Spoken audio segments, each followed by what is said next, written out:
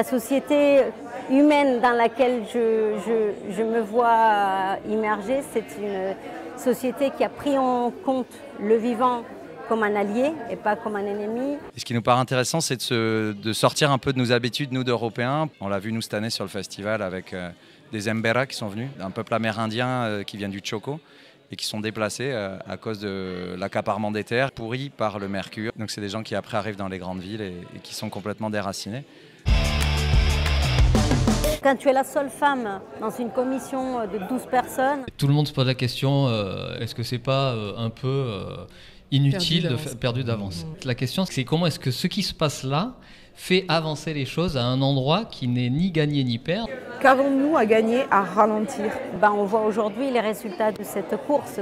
C'est des burn-out dans tous les milieux de la société. On nourrit, si tu veux, ce système-là. Donc on a une énorme responsabilité de revoir nos systèmes de production. Il y a besoin de créativité pour faire avancer les choses et créer des imaginaires dont on a besoin. En fait, il n'y a pratiquement que de la récup là-dessus, quoi. Des chutes, ça c'est que des chutes que je garde précieusement. Cultiver la joie, c'est central si on veut durer dans le temps. On ne peut pas lutter autant sans joie. Et d'ailleurs, le capitalisme ne nous propose pas de joie, hein. C'est pas ça dont il est question. Si, attends, achète une voiture, achète une montre, tu vas être super joyeuse. Non, c'est pas la joie, c'est le bonheur.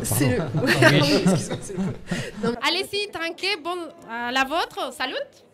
Je crois que c'était Goldman, Emma Goldman, qui disait « Je ne veux pas d'une révolution où on ne danserait pas ». Bon, moi je ne voudrais pas d'une révolution où on ne dessinerait pas. Ceux qui mangent de la viande, aller vers une agriculture beaucoup plus résiliente et arrêter de la consommation de viande d'élevage intensif qui est catastrophique. J'avais envie que mes déplacements deviennent des déplacements à vélo. Donc effectivement, j'ai réduit de 300 kg à 30 kg tout mon matériel, avec toute une aventure technique et tout ça. L'autoroute est arrivée là-dessus et tout d'un coup ça fait sens. Et j'ai envie de réfléchir aussi à comment créer une autre mobilité. Il y a pas mal de personnes qui ont été déplacées, qui ont été massacrées, qui ont été disparues, qui ont été violentées encore aujourd'hui. On est fort pour vendre des armes, mais moins pour soutenir les agriculteurs et les agricultrices.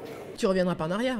Franchement, ça paraît difficile parce que tout d'un coup, c'est pas quelque chose de contraignant, c'est quelque chose d'enthousiasmant.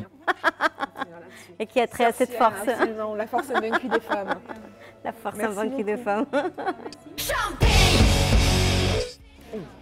C'est très très bon. Ah, c'est très très bon.